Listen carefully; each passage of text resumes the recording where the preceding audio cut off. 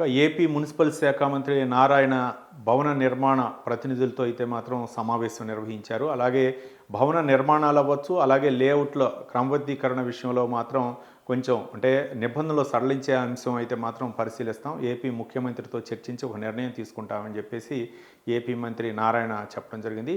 మరోపక్క అక్కడ అమరావతి సిఆర్డీఏ ప్రధాన కార్యాలయంలో అయితే మాత్రం ఆయన సమీక్షా సమావేశం అయితే నిర్వహించారు. అక్కడ మొత్తానికి గతంలో కూడా ఆయన మున్సిపల్ శాఖ మంత్రిగా ఉన్నారు. అలాగే సిఆర్డీఏ పరిధిలో కూడా ఆయనకి అమరావతి భూముల సేకరణ అవ్వచ్చు, లేకపోతే అక్కడ సిఆర్డీఏలో జరుగుతున్నటువంటి అక్కడ అన్ని విషయాలు కూడా ఆయనకి అవగాహన ఉన్న నేపథ్యంలో మళ్ళీ ఆయనకు అదే శాఖను అప్పచెప్పడం జరిగింది. సిఆర్డీఏలోని R5 జోన్ ఏదైతే ఉందో అది ప్రధానంగా వివాదాస్పదమైనటువంటి R5 జోన్ ఏదైతే ఉందో అక్కడ కొంతమంది గతంలో వైసీపీ ప్రభుత్వం అయితే మాత్రం కొంతమందికి స్థలాలు కేటాయించడం జరిగింది. అలా స్థలం పొందిన వ్యక్తులు ఎవరైతే ఉన్నారో వాళ్ళందరికీ కూడా వేరే ప్రత్యామ్నాయంగా వాళ్ళ ఉండే ఏరియాలోనే వాళ్ళకి స్థలాలను కేటాయించడం, మరోపక్క కుదరకపోతే టిడ్కో ఇళ్ళు కూడా అవకాశం కల్పిస్తామని చెప్పేసి నారాయణ చెప్పడం జరిగింది.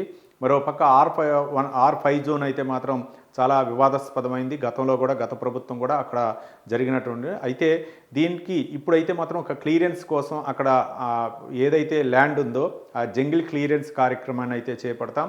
దాదాపు 58,000 ఎకరాలు అయితే మాత్రం అక్కడ క్లియరెన్స్ చేయాల్సినటువంటి అవకాశం ఉందంటే అక్కడ తుమ్మ అలాగే కంప ఎక్కువగా మొలిచిన నేపథ్యంలో కంప చెట్లు ఎక్కువగా మొలిచిన నేపథ్యంలో దాని క్లియరెన్స్ అయితే మాత్రం దాదాపు 4 రోజులు పట్టేటటువంటి అవకాశం ఉంది.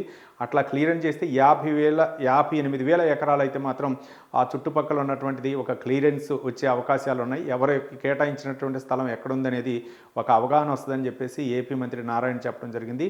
మరోపక్క టిడ్కో ఇల్లు కూడా కేటాయిస్తామని చెప్పేసి గతంలో వైసీపీ హయాంలో లబ్ధిదారులు ఎవరైతే ఉన్నారో వాళ్ళకి టిడ్కో ఇళ్ళు లేకపోతే వాళ్ళు ఉన్నటువంటి ప్రాంతాల్లోనే అక్కడ స్థలాలు కేటాయించేటటువంటి అంశాన్ని కూడా పరిశీలిస్తున్నామని చెప్పేసి మంత్రి నారాయణ చెప్పడం జరిగింది. మొత్తానికి ఈ యొక్క కొత్తగా బాధ్యతలు చేపట్టిన తర్వాత ప్రభుత్వం అధికారంలోకి వచ్చిన తర్వాత ఇక భవన నిర్మాణ ప్రతినిధులు అవ్వచ్చు, భవన నిర్మాణ కార్యక్రమికులు ఎదుర్కొంటున్నటువంటి సమస్యలు అవ్వచ్చు, అలాగే లేఅవుట్ల క్రమబద్ధీకరణ విషయంలో లేఅవుట్లు ఎక్కడ వేయాలా అనే దాని మీద కూడా ఒక స్పష్టత ఇచ్చేటటువంటి అవకాశం ఉన్నట్లు మంత్రి నారాయణ చెప్పడం జరిగింది.